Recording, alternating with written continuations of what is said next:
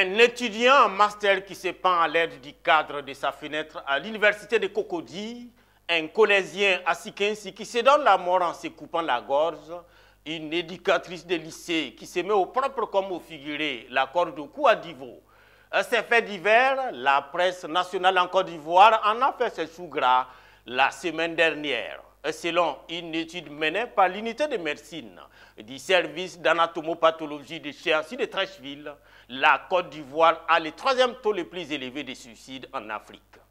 Si les enquêtes pour ces trois cas cités sont engagées pour voir si les défunts sont maîtres de leur passage à l'acte irréparable, il y a une tentative avortée où cette fois, pas besoin des services de l'inspecteur Colombo pour savoir que l'homme voulait vraiment en finir avec sa vie.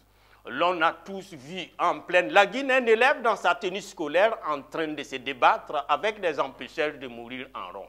Mais diantre, d'où vient cet ange de la mort qui rôde désormais aux abords de l'univers scolaire et estudiantin en Côte d'Ivoire? Mais qu'est-ce que c'est cette série noire morbide et mortifère? Est-ce la dynamique Liramata du nom de la méthodique et imperturbable ministre de l'Éducation nationale qui est intenable au point de se décréter une mort en spectacle?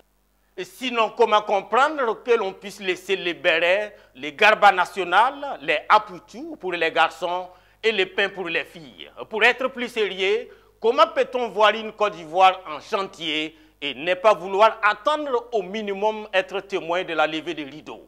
Oups là, qu'est-ce que c'est encore? Il y a lieu vraiment d'agir.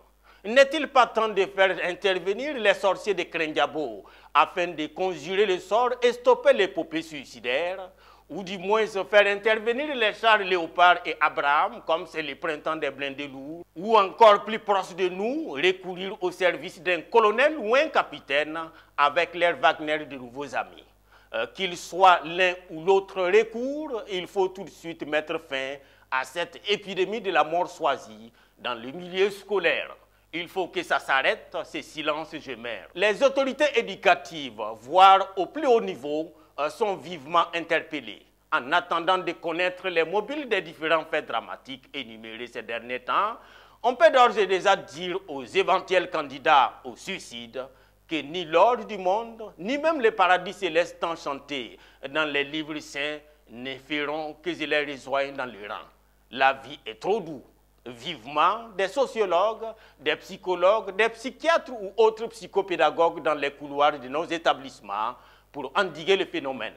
Il ne faut pas qu'après le syndrome des congés anticipés fini, que l'on passe à celui de la mort anticipée. Vivement, à bientôt.